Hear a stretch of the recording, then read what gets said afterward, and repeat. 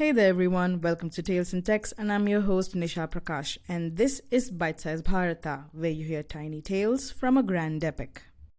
We start our story when the drought and famine have finally passed and Hastinapura is getting back on her feet.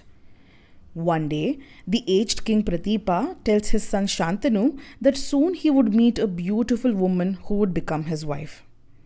Chuckling at what he presumed was an old father's wish for his son, King Shantanu decides to go on a hunt to the forest, now that the forest is teeming with life and vigor.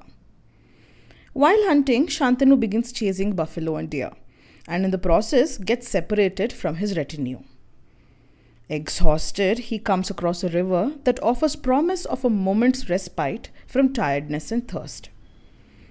As King Shantanu approaches the river, he sees a beautiful maiden bathing in the waters. Enamored by her appearance and suddenly remembering his father's words, Shantanu waits with eyes riveted on her.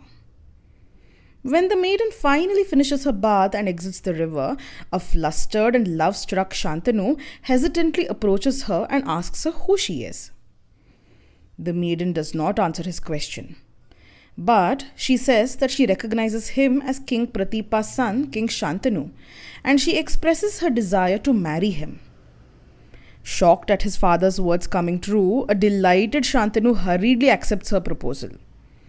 He invites the maiden to return with him to Hastinapura to conduct the marriage ceremonies. But the maiden refuses, stating that she has two conditions for the marriage to take place. Her first condition is that Shantanu must never ask her who she is or where she has come from, and he must not try to discern her identity from others. Her second condition is that Shantanu must never question her or reprimand her regarding any action that she takes, no matter how displeasing or painful that action is to him.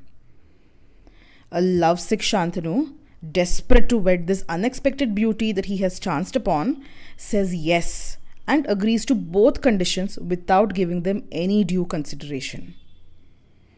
Ecstatic at his acceptance, the maiden accompanies Shantanu to Hastinapura, where they wed in front of the residents to much joy and welcome. Shantanu's marriage is, to him, a very fulfilling one. His wife dotes on him and she centers her entire existence on fulfilling his needs.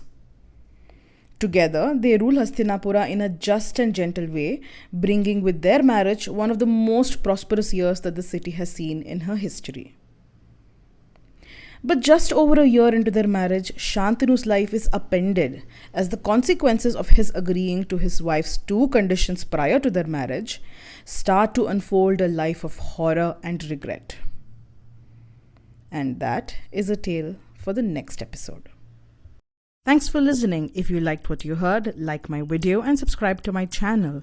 I'm Nisha Prakash and this was Bite-Size Bharata, where you hear tiny tales from a grand epic. I'll see you next time on Tales in Text.